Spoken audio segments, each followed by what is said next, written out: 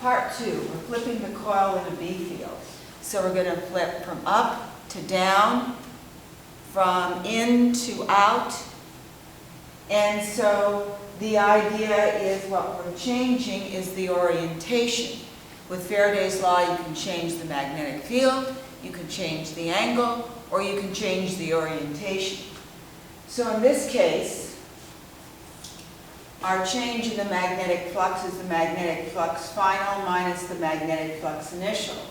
So for one coil, this would be essentially 2 times the magnetic field times the area, when the magnitude of either up flux or down flux is BA, where B is the magnetic field and A is the area of one loop.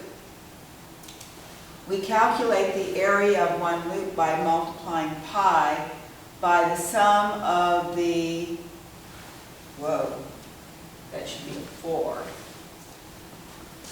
dividing by the sum of the diameter of the inner layer of inductor plus the outer diameter. Well, if you add that up, you have to divide by 4 and then square. This would effectively produce an average radius. And where do you get that information? You get it inside the inductor coil. There's a little slip of paper there. If you turn it over, you can see. So then the induced EMF is minus the total number of turns times the, 2, is minus 2 times the number of turns times the magnetic field times the area over the change in time. That would produce the current in the coil times the resistance. That would be dq dt. If we divide through by the change in times, the change in the current would be a function of twice basketball, NBA, divided by the resistance. So with the vertical one, we'll see an upward flip going down, horizontal, in to out, but we've got to align with the compass in the table, so it's strictly as horizontal as we can get it. Okay, then how do we calculate what we need to do to get the numbers? We have to set up a ratio between what happened with the current and what happened with the flip.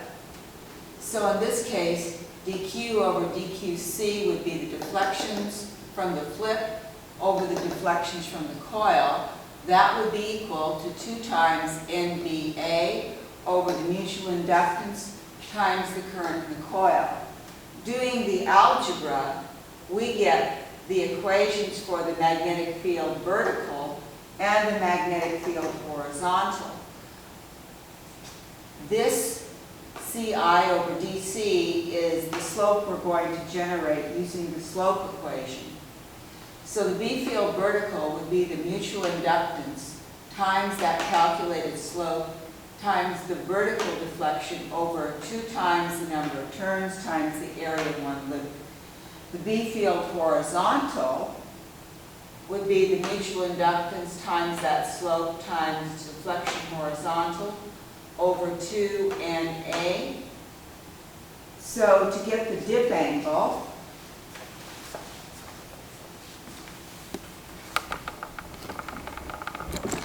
a little closer, we would have to take the inverse tangent of the